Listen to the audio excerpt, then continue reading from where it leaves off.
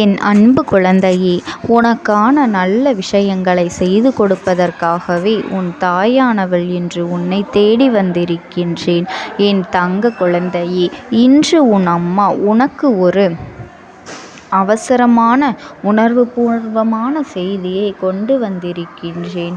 என் குழந்தையே, உன்னை சுற்றி நினைத்து உன்னை ஒரு ஆண் அங்கே அழுது கொண்டிருக்கின்றார். அவர் அழுவது அத்தனை நல்ல காரியமாக இந்த அம்மாவிற்கு தோன்றவில்லை.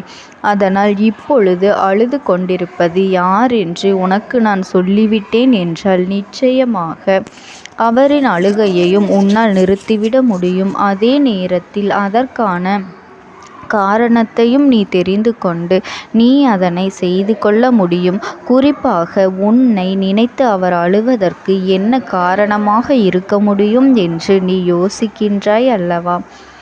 என் பிள்ளையே, அதிகமாக யோசிக்க வேண்டாம். உனக்கு இந்த அம்மா நான் என்னவென்று சொல்லித்தர முன்வந்து இருக்கின்றேன். உன் வாழ்க்கையில் நடக்கின்ற ஒவ்வொரு உண்மைகளையும் உனக்கு நான் தெளிவாக சொல்லிவிட வந்திருக்கின்றேன். இந்த அம்மாவினிடத்தில் எப்பொழுதுமே ஒளிவு மறைவு என்பது இருக்கக்கூடாது. எதையுமே வெளிப்படையாக உன்னிடத்தில் சொல்வதை வந்திருக்கின்றேன். ஒவ்வொரு நாளும் உனக்கு இந்த அம்மா நான் சொல்கின்ற ஒவ்வொரு விஷயங்களும் உன்னுடைய வாழ்க்கையின் நுணுக்கமான விஷயங்கள். தெய்வம் நம்மிடத்தில் வந்து இதையெல்லாம் சொல்லும். தெய்வம் வந்தால் என்ன சொல்லும் என்று நீ நினைத்திருப்பாய். உனக்கு நல்லது நடக்கும், உன் வாழ்க்கையில் நீ நினைத்தது எல்லாம் உனக்கு கிடைக்கும் என்றுதானே நீ இருக்கின்றாய். உன்னை நினைத்து ஒரு ஆண் அழுது கொண்டிருக்கின்றார் என்று சொல்கின்றாளே என்று யோசிக்கின்றாய் அல்லவா?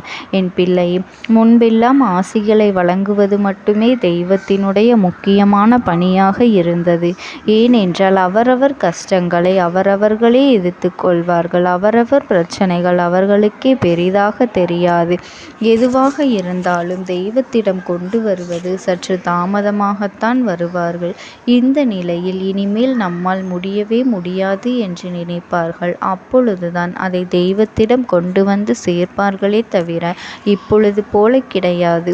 இப்பொழுது உள்ள பிரச்சனைகளுக்கெல்லாம் மனதில் எப்பொழுதுமே கவலைகள் அதிகமாக இருக்கின்றது. ஒரு சிறு பிரச்சனைகளை வாழ்க்கையில் அதை தாங்குகின்ற மனப்பக்குவம் இன்று இருக்கின்ற குழந்தைகளுக்கு ஒரு துளி அளவும் இல்லை என்பதுதான் உண்மை. என்ன நடந்தாலும் எப்படி நடந்தாலும் அதை நினைத்து வருத்தப்படுவதற்குத்தான் நேரம் இருக்கின்றதே தவிர ஒருபொழுதும் அதனை உடனடியாக சரி செய்ய வேண்டும், எதிர்கொள்ள வேண்டும் என்று நினைப்பதில்லை. கதறி அழுவதும் சத்தமிடுவதும் கையில் கிடைத்த பொருட்களையெல்லாம் தூக்கி எறிவதும் இதுதான் இங்கு பல பேரினுடைய நிலைமை. கோபத்தினுடைய வெளிப்பாடும் கண்ணீரினுடைய வெளிப்பாடுமாக இருக்கின்றது. இன்னமும் சிலர் பிரச்சனை என்று ஒன்று வந்துவிட்டால் உடனே நன்றாக சாப்பிடுகின்றார்கள், அயர்ந்து தூங்கிவிடுகின்றார்கள். இந்த பிரச்சனையை தன் மண்டைக்குள் எடுத்து சொல்ல அவர்களுக்கு விருப்பம் இல்லை. அது எப்படியாவது தீர்ந்துவிட்டு போகட்டும், நம் வேலையை கவனிப்போம் என்கின்ற எண்ணத்தில் அவர்கள் இருந்து கொண்டிருக்கின்றார்கள்.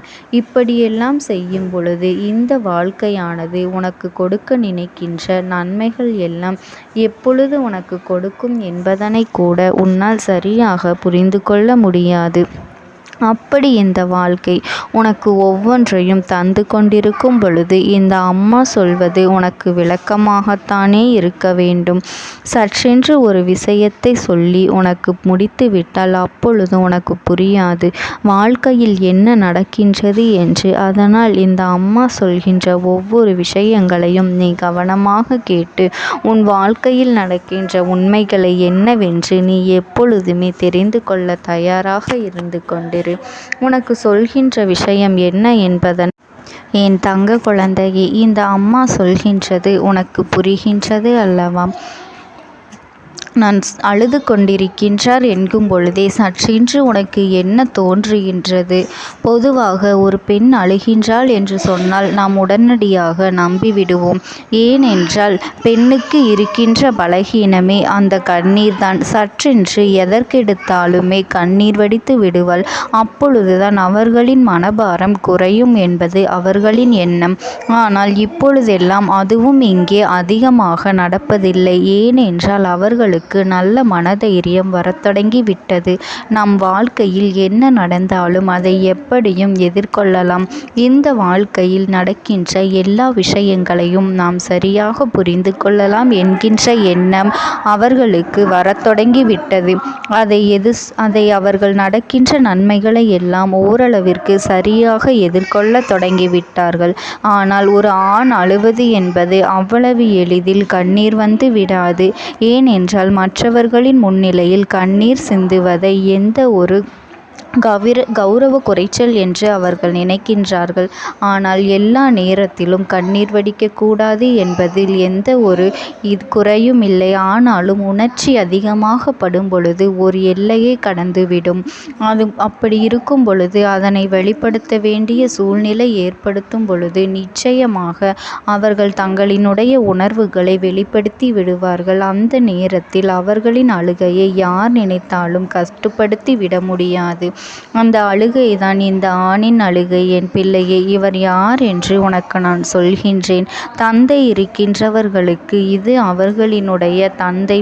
ஒருவேளை தந்தை இல்லாதவர்கள் என்றால் அவர் எங்கு இருக்கின்றாரோ அங்கிருந்து உன்னை நினைத்து கொண்டு கண்ணீர் வடித்து கொண்டிருக்கின்றார். உன்னோடு இப்பொழுது இருக்கின்றார் என்றால் உனக்கு தெரியாமல் அவர் கண்ணீர் சிந்துகின்றார் என்று அர்த்தம். இல்லை, இந்த உலகத்தை விட்டு அவர்கள் மறைந்து விட்டார்கள் என்றால் அவர்கள் இருக்கின்ற அந்த ஆத்மாக்கள் உலகத்திலிருந்து உன்னை நினைத்து கண்ணீர் வடித்து கொண்டிருக்கின்றார் என்று அர்த்தம். இதற்கு காரணம் என்னவாக இருக்க முடியும்? உன்னை நினைத்து அழுவதற்கு என்ன காரணம்? அவர்கள்தான் நம்மிடத்தில் முகம் கொடுத்து கூட பேசுவதில்லையே. நமக்கு என்ன கஷ்டம் என்று செவி கொடுத்து கேட்பதில்லை. என்னவாக இருந்தாலுமே நாமே பார்த்து கொள்ளட்டும் என்று அவர்கள் எளிதாக விட்டுவிடுகின்றார்கள். அப்படி இருக்கும் பொழுது நமக்காக இவர்கள் கண்ணீர் சிந்த என்ன காரணம் என்று யோசிக்கின்றாய் அல்லவா என் பிள்ளையே? இந்த அம்மா சொல்லும் பொழுது நிச்சயமாக நீ புரிந்து கொள்வாய். பெண்கள் எப்படி தங்கள் உணர்வுகளை கட்டுப்படுத்த முடியாமல் சற்றென்று வெளிப்படுத்தி விடுகின்றார்களோ அதுபோல ஆண்கள் எந்த உணர்வையும் வெளிக்காட்ட தெரியாதவர்கள். எந்த ஒரு அன்பையும் பாசத்தையும் சற்றென்று வெளிப்படுத்த தெரியாதவர்கள். எங்கே உன் மீது அன்பு காட்டிவிட்டால், எங்கே உன் மீது அக்கறை இருப்பதை வெளியில் காட்டிக்கொண்டால் நீ யாருக்கும் பயப்படாமல் நம் இஷ்டத்துக்கு இருந்து விடலாம் என்று எண்ணி விடுவாயோ என்று நினைத்து கொண்டு இருக்கின்றார்கள். நம்மை அப்படி செய்துவிட்டால் நமக்கு கேட்பதற்கு யாருமே இல்லை என்று நினைத்து இத்தனை காலமுமே அவர்கள் சற்று முறைப்போடு இருந்து கொண்டார்கள் என்பது உண்மை. அதற்காக உன் மீது அக்கறை இல்லாதவர்கள் அல்ல. உன் வாழ்க்கையின் மீது எந்த விதத்திலும் உன்னை சாதிக்க முடியாது என்று நினைக்கும் பொழுது உனக்கு ஊக்கம் அளிக்காதவர்களாக இதையெல்லாம் புரிந்து கொண்டு என் குழந்தையே, நீ இவர்களின் மனதில் இருக்கின்ற வேதனை உன்னுடைய வாழ்க்கையை பற்றி, உன்னுடைய எதிர்காலத்தை பற்றியது என்பதனை நீ தெரிந்து கொள்ள வேண்டும். அதனால் என் குழந்தை, நீ எதை நினைத்தும் கவலைப்படாமல் உன் வாழ்க்கையில் நீ சந்தோஷமாக வாழ வேண்டும். இந்த தாயானவளினுடைய அன்பும் ஆசீர்வாதங்களும் என் செல்ல குழந்தைக்கு என்றென்றைக்கும் முழுமையாக கிடைத்து கொண்டே இருக்கும். ஓம் சக்தி. ஓம் ஆதிபரா சக்தி.